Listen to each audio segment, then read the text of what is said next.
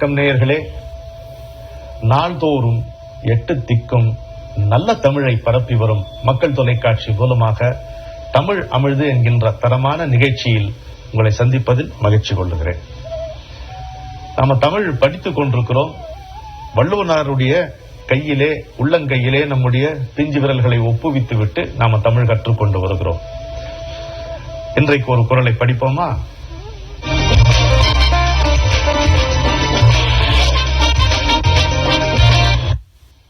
உலகத்தோடு ஒட்ட ஒழுகல் பல கற்றும் கல்லார் அறிவிலாதார்.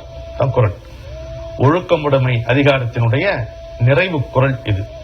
உலகத்தோடு ஒட்ட ஒழுகல் பல கற்றும் கல்லார் அறிவிலாதார். எப்படி பொருள் சொல்றாங்க? உலகத்தின் போக்கை உணர்ந்து அதன்படி நடந்து கொள்ள தெரியாதவர்கள் எத்தனை நூல்களை கற்றிருந்தாலும் அறிவிலிகளே. உலகத்தோடு ஒன்றி வாழ்வதே அறிவு. ஒரு பொருள். உண்மையாக உரையாசிரியர்கள் சொல்லும் பொழுது உலகம் என்கின்ற சொல்லுக்கு இங்க என்ன பொருள்னா உயர்ந்தோர், ஒழுக்க சீலர்கள், ஒழுக்கமுடையவர்கள், அதான் இதுக்கு பொருள் அப்படின்னு சொல்கிறார்.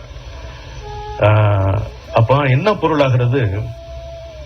அறமும் சரி, தர்மம் என்று சொல்லப்படுகின்ற அறமும் சரி, வள்ளுவர் சொல்லுகின்ற ஒழுக்கமும் சரி, இது யாரு எங்க எழுதப்பட்டிருக்கிறது? இதுக்கு ஒரு நூல் இருக்கா? கோச்சிங் மேனுவல் மாதிரி ஒரு நூல் இருக்கா? அப்படி கிடையாது. ஆனா எப்படி கடைபிடிக்க வேண்டும் என்பதற்கான நூல் நமக்கு பொறுத்த மட்டும் நம்ம தமிழ்ல திருக்குறள் தான். என்ன சொல்றாரு இவரு? பார்ப்பா, எப்பொழுதுமே நீ வாழ்க்கையில பார்த்தீங்கன்னா உனக்கு முன்னோடிகள் இருக்காங்க. எல்லா துறையிலுமே முன்னோடிகள் இருக்கிறார்கள். ஆனா இவர் சொல்லக்கூடிய ஒழுக்கம் என்கின்ற அறம் அது ஒரு துறை அல்ல. நீ எந்த துறையில் இருந்தாலும் பயில வேண்டிய ஒரு கடைபிடிக்க வேண்டிய ஒரு அறம் இல்லையா? சரி, அதுக்கு நான் என்ன, அதுக்கு முன்னோடிகள் இருக்காங்க தம்பின்ற.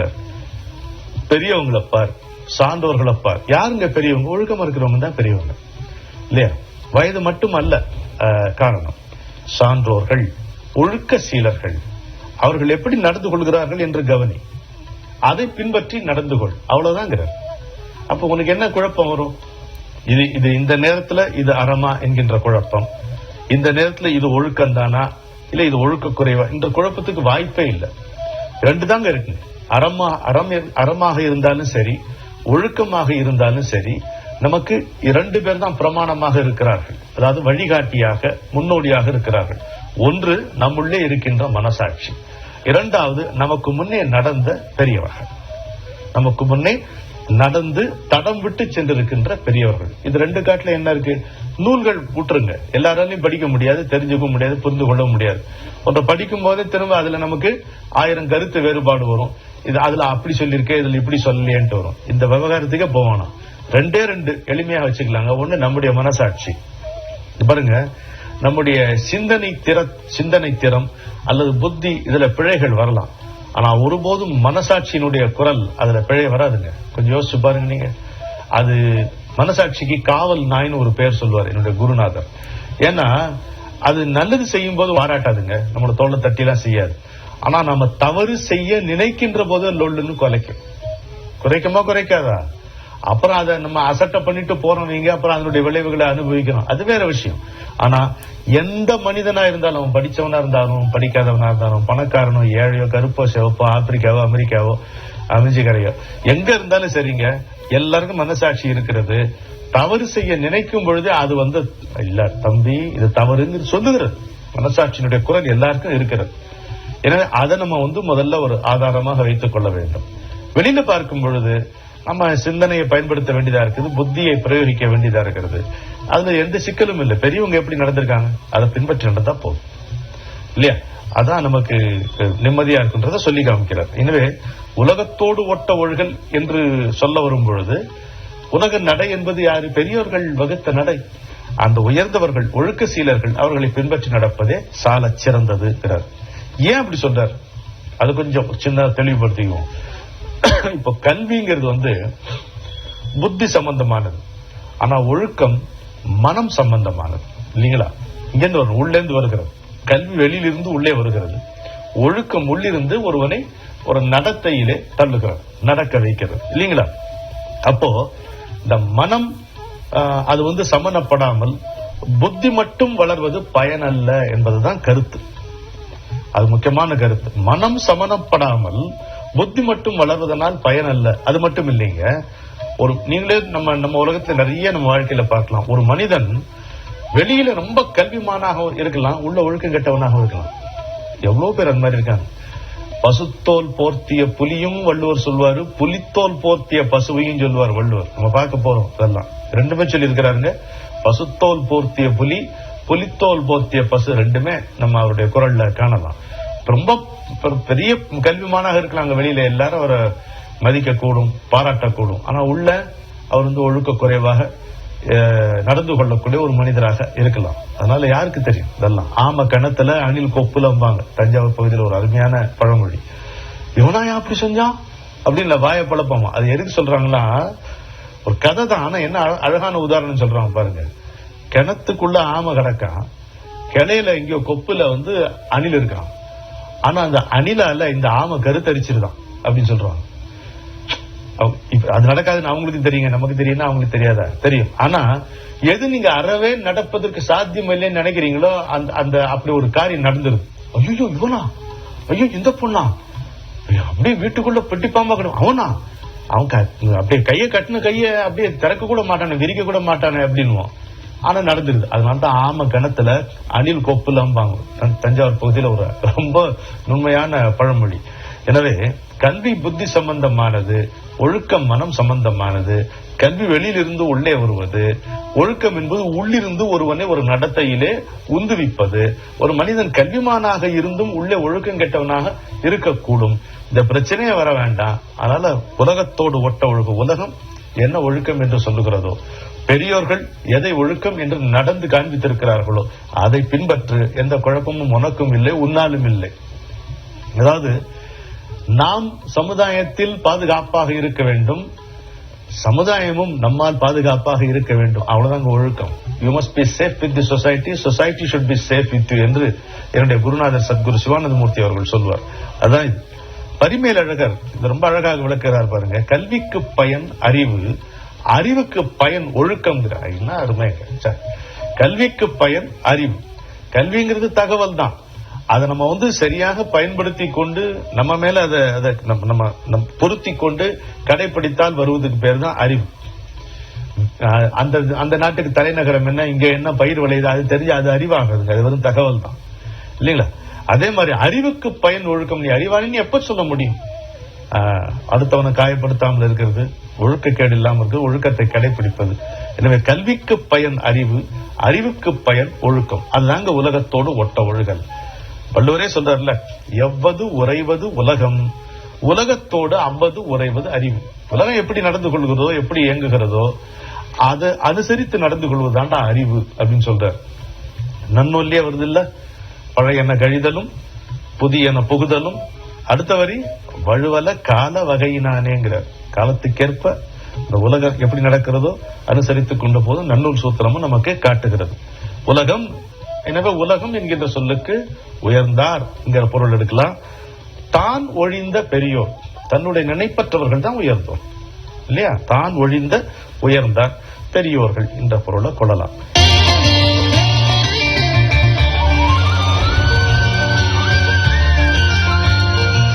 அருமையான ஒரு குரலை படித்தோம். உலகத்தோடு ஒட்ட ஒழுகல் பல கற்றும் கல்லார் அறிவிலாதார்.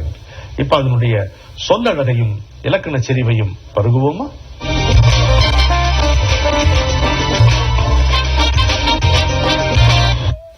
உலகத்தோடு ஒட்ட ஒழுகல் பல கற்றும் கல்லார் அறிவிலாதார். 7 சொற்கள். உலகத்தோடு, உலகத்துடன், இந்த குரல்ல உயர்ந்தோருடன், பெரியோருடன், தான் இல்லாத உயர்ந்தோருடன், ஒழுக்க சீலர்களுடன், இப்படின்னா பொருள் கொள்ளலாம். நான் உலகத்தோடுனா உலகத்துடன். இடப்பெயர், உலகம் என்பது இடப்பெயர், 3ஆம் வேற்றுமையாக. சரி. ஒட்ட பொருந்த, அந்த சொல்லு முடியாம நிக்கிறதுனால வினையச்சம், அதுவும் எதிர்கால வினையச்சம். ஒட்ட பொருந்த எதிர்கால வினையச்சம். இன்னொரு குரல்ல வருது பாருங்க, காலம் அறிதல்ங்கிற குரல்ல, பருவத்தோடு ஒட்ட ஒழுகல் திருவினை தீராமை ஆர்க்கும் கயிறு. அருமையான குரல் பாருங்க, ரொம்ப முக்கியமான குரல்க. காலத்தோடு பொருந்தி கருமம் புரிவார். அதான் பருவத்தோடு ஒட்ட ஒழுகல். எவரோடும் ஒட்டாது எளிதில் நீங்குவதை இயல்பாக கொண்ட செல்வத்தை அதன் அதிதேவதையான திருமகளை தம்மிடம் நீங்காது பிணைத்துக் கொள்வார்கள். யாரு? காலத்தோடு கருதி காரியங்கள் இயற்றுபவர்கள். யார்த்தையும் சுலபத்துல ஒட்டாதுங்க, எளிதில் நீங்குகின்ற தன்மை. இது எது? செல்வம் தான். ஆனா அதற்கு அதிதேவதையான திருவினை தீராமை யாருக்கும் கயிறு. அந்த திருமகளை கூட அப்படி கட்டி போடக்கூடியவர்கள். அதான் காலம் கருதி செய்தல்கிறது. அப்படி அழகாக பார்க்கிறோம். உலகத்தோடு ஒட்ட ஒழுகல். ஒழுகல்னா நடந்து கொள்ளுதல்.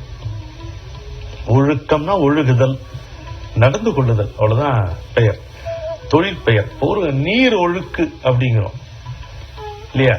அந்த ஒழுக்குக்கு இதுக்கு என்ன பொருள்னா சீராக இருக்கு பாருங்க. நீர் ஒழுக்கு, அந்த சீர்மை, அந்த தொடர்ந்து இருப்பது. இன்னைக்கு அதாவது நேர்மையை பத்தி பேச்சு வரும்போது என்னுடைய நண்பர் ஒருவர் சொல்லுவார் விசாகப்பட்டினத்துல, எங்க நான் காலையில 6 மணில இருந்து 9 மணி வரைக்கும் ரொம்ப நேர்மையா இருந்துருவாங்க, அப்புறம் சொல்ல முடியாது. இது நேர்மையாகாது இல்ல. எப்பவுமே சீராக நேர்மையா இருப்பது பேர் தான் நேர்மை. நேர்மை என்பது எப்பொழுதும் பயன் அளிக்குங்க.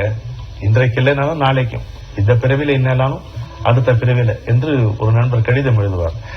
எனவே ஒழுகல், அந்த நீரொழுக்கு ஒண்ணு பார்த்தோம். தேனொழுக்கும்பாங்க.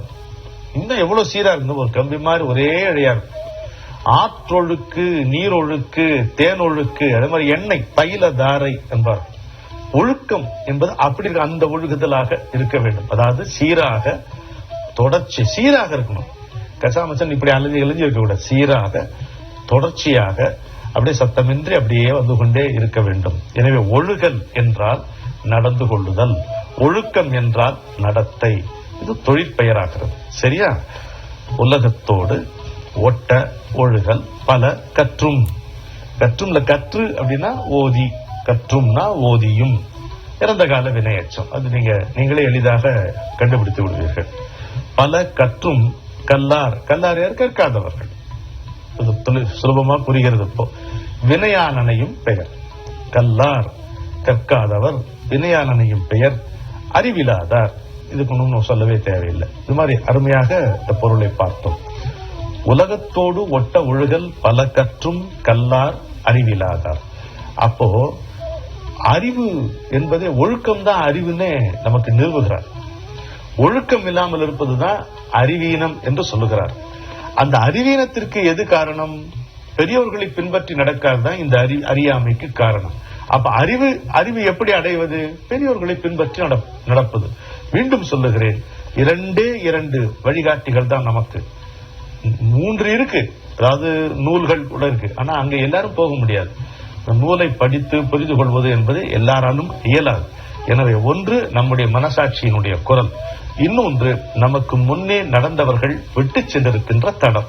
நாம் பின்பற்றி நடப்பதற்கு ஏதுவாக அவர்கள் விட்டு சென்றிருக்கின்ற தடயங்கள் மற்றும் தடங்கள். இதை நம்ம ஆதாரமாக வைத்துக் கொண்டோமானால் ஒழுக்கத்தின் மூலமாக அறிவை பெறுவோம். ஒழுக்கம் இல்லாததால் விளைகின்ற அறியாமையிலே நாம் ஈடுபடாமல் இருப்போம் என்று நமக்கு தெரிகிறது. அழகான, மிக முக்கியமான ஒழுக்கமுடைமை அதிகாரத்தினுடைய நிறைவு குறளை நம்ம படித்தோம். அதனுடைய இலக்கண செறிவையும் சொல்லுக்கு சொல் பொருள் அழகையும் பருகினோம்.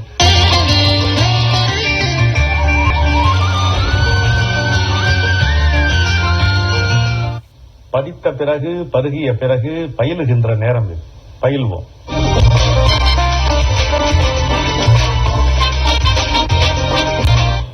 அமரர் அறிஞர் திரு ராபி சேத்துப்பிள்ளை அவர்களுடைய ஊரும் பேரும் என்கின்ற அருமையான நூலிலிருந்து அப்படி பகுதிகளை பார்த்து கொண்டு வருகிறோம். நிலத்தினுடைய, நீரினுடைய பெயர்களை எல்லாம் பார்த்தோம். நிலத்தினுடைய பெயர்களை பார்த்து கொண்டிருக்கிறோம். மருத நிலத்துக்குள்ள வந்திருக்கோம். அதுக்காக இவ்வளவு பீடி காட்சி. வயலும் வயல் சார்ந்த இடமும் தானே மருத நிலம். பாருங்க, ஊர் என்கின்ற சொல்லுக்கே மருத நிலத்து குடியிருப்புன்னு பொருள். ஊர்னா என்ன? மருத நில குடியிருப்பு. மருத நிலம்னா இந்த வயலும் வயல் சார்ந்த இடமும். தமிழர்கள், பண்டை தமிழர்கள் என்ன கருதினார்கள் என்றால், வயலும் வயல் சார்ந்த இடமும் தான் வாழ்வதற்கு தக்க இடம். வாழ்க்கைக்கு சிறப்பான இடம் என்று பண்டைய தமிழர்கள் கருதினார்கள். அதனால காடு வெட்டி அப்புறம் கழனி திருத்தி அப்படின்னும், காடு வெட்டி போட்டு கடிய நிலம் திருத்தி வீடு கட்டி கொண்டிருக்கும் வேள்வணிகர் வீடுகட்கு அன்றைக்கே வந்த எங்கள் அம்மா இலக்குமியே என்றைக்கும் நீங்காதிரு. பாவலர் முத்தையாவுடைய ஒரு பாட்டு, சிறுகுளர்பட்டி பஸ் ஸ்டாண்ட்ல பார்க்கலாம் நீங்க, அது எழுதியிருப்பாங்க. அவ்வளவு அழகா இருக்கும். அப்ப வயலும் வயல் சார்ந்த இடமும் தான் வாழ்வதற்கு தக்க இடம். அங்கதான் பயிரை விளைக்கணும், அதை அறுவடை செய்து உண்டு வாழணும். அங்கதான் மாடுகள் இருக்கும், ஆடுகள் இருக்கும், கோழிகள் இருக்கும், எல்லாம் குடியிருப்புங்கிறது அப்படித்தான் இருக்கும். அந்த பக்கம் போனா காடு, இந்த பக்கம் போனா மலை, இங்க போனா பாலை, அங்க போனா கடல். மனுஷன் கூடி வாழற இடம்னா இதுதான் பொருத்தமா இருக்கும் இல்லையா? விவசாயம் தான். அதுவும் நம்ம நாட்டுக்கு சொல்லவே வேணாம், விவசாயம் தான் சுழன்றும் ஏற்பின்னது உலகம். அதெல்லாம் நம்ம மறந்துட்டோம். அப்போ இந்த மருத நிலம் அப்படின்னு வரும் பொழுது மீண்டும் ஊரினுடைய பெயர்களை எடுத்து சொல்லுகிறார். இவ்வளவு அழகா இருக்கும். மருதூர்னு ஒரு ஊர். மருதூர்னா அங்க ஒரு அம்மா இருந்தாங்க, மருதூர் சித்துன்னு அந்த அம்மாவுக்கு பேர். சாதாரண பெண்மணி. ஒரு முறை காட்டுக்கு போயிட்டு இருக்கும் பொழுது எதிர ஒரு யோகி எதிர்பட்டு அந்த அம்மா பலான்னு ஒரு அறை விடுறாரு. அதுக்கப்புறம் அந்த அம்மாக்கு சில அற்புதமான சக்திகள் வந்ததாக வரலாறு சொல்லுவாங்க. இது கதை கட்டுக்கதையெல்லாம் ஒண்ணு இல்லைங்க. குழந்தை எடுத்துட்டு போவாங்க. இந்த பிறந்து கொஞ்ச நாள் ஆன பிறகு ஒரு வருஷத்துக்கு முடியும் பொழுது குழந்தை எடுத்துட்டு அந்த அம்மா கிட்ட போவாங்க. அந்த அம்மா அவங்களுக்கு இருக்கக்கூடிய குழந்தைகளுக்கு குளிப்பாட்டிட்டு இருக்கோம், கழுவிட்டு இருக்கோம், வீட்டு வேலையை செஞ்சிட்டு இருக்கோம். நம்ம வந்தம்மா கொண்டு வந்தேன் அப்படின்னு ஒரு பெரிய தட்டுல அந்த குழந்தைய வைப்பாங்க. அந்த அம்மா அந்த தட்டு எடுத்து இப்படின்னு அந்த குழந்தை காணாம போயிடும். எப்படி இருக்கும்? இந்த குழந்தை காணாம போயிடும். இவங்க மறுபடியும் தன் குழந்தைய கவனிக்கிறது, வீட்டு வேலைகளை பார்த்துட்டு ஒரு 5-10 நிமிஷம் ஆகுவீங்களா, இல்ல கொஞ்சம் நேரம் ஆகும். ஆனா திரும்ப கை அப்படி ஏந்துவாங்க, தட்டோட குழந்தை வரும். நல்லா மொட்டை அடிச்சு அதுக்கு சந்தனம் எல்லாம் பூசி கொஞ்சம் கூடவே விபூதி பிரசாதம் வச்சு பயணிக்கு போயிட்டு வந்திருக்கும் அப்படின்னு சொல்லுவாங்க. இதெல்லாம் ரொம்ப அது மருதூர் சித்து. என்னுடைய நண்பர் சுப்பு சொன்ன தகவல் அது. மருதூர் பேர் ஏன் இப்படி வந்ததுன்னா, மருத மரங்கள் நிறைய இருந்ததுனால அந்த பேர். மருத மரத்துக்கு அர்ஜுனா ட்ரீன்னு சொல்றாங்க. மருதூர் அப்படின்னும் பொழுது மருத மரங்கள் பொதிந்து நிறைய இருந்த ஊர்னு தெரிகிறது. அதே மாதிரி நாவலூர் நிறைய கேள்விப்பட்டிருக்கோம். நாவலூர் இப்ப நம்ம இதை சுலபமா கண்டுபிடிச்சிடலாம். நாவல் மரங்கள் இருந்த ஊர். நாவல் மரங்கள் இருந்ததுன்னா இப்போ மந்திகள் நிறைய இருந்திருக்கு, குரங்குகள் நிறைய இருந்திருக்கக்கூடிய. இப்பெல்லாம் தேட வேண்டியதா இருக்கு இல்லீங்களா? இப்போ ஒரு திருக்கோயில போனா ஸ்தல விருட்சம், அந்த தலத்துக்கு உரிய மரம் என்கிறாங்க. அது ஒரு மியூசியத்துல வச்சிருக்கக்கூடிய ஒரு பார்வை பொருளாக இருக்க, செழித்து வளர்ந்து இருக்கக்கூடிய மரமாக இல்ல. இப்ப தில்லைன்னு நீங்க எடுத்தீங்கன்னா அந்த தில்லை செடியே காடு காடாக இருந்த இடம் இப்ப எங்க இருக்கு? பிச்சாவரத்துல கொஞ்சம் பார்க்க முடியுமோ தெரியல. இது மாதிரி இருக்கிறது. மருதூர் மருத மரங்கள் இருந்த ஊர். நாவலூர் நாவல் மரங்கள் மிகுதியாக இருந்த ஊர். தெங்கூர்னு ஒருவர். தெங்கு தென்னை. தெங்கூர் ஒரு அருமையான தேவார திருத்தலம். அருமையான பாட்டு பாருங்க. புரைசெய் வல்வினை தீர்க்கும் புண்ணியர் விண்ணவர் போற்ற கரை செய் மால் கடல் நஞ்சை உண்டவர் கருதலர் புறங்கள் இறை செய்து ஆர் அழலூட்டி உழல்பவர் இடுபல்லிக்கு எழில்சேர் விரை செய் பூம்பொழில் தெங்கூர் வெள்ளியம் குன்று அமர்ந்தாரே. அருமையான தேவார். மணங்கமழும் அழகிய பொழில் சூழ்ந்த தெங்கூரில் வெள்ளியங்குன்று எனப் பெறும் கோவிலில் அமர்ந்த இறைவர். என்ன சொல்றார் அவரு? வல்வினை தீர்க்கும் புண்ணியர். நமக்கு துன்பம் தரக்கூடிய வலிய வினைகளை போக்குகின்ற புண்ணியர். விண்ணவர் போற்ற கடலில் தோன்றிய நஞ்சினை உண்டவர். முப்புறம் எரித்தவர். இடுபலிக்கு உழல்பவர். பிச்சையந்தி செல்லுகிறவரா அவர். அருமையான அந்த ஊர். அதே மாதிரி மருதூர் பார்த்தோமா, நாவலூர் பார்த்தோமா, தெங்கூர் பார்த்தோமா, பனையூர், பாசூர், கடம்பூர், இதெல்லாம் மரங்களை வைத்து அமைக்கப்பட்ட ஊர்களுடைய பெயர். அந்த மரங்கள் ஒரு குறிப்பிட்ட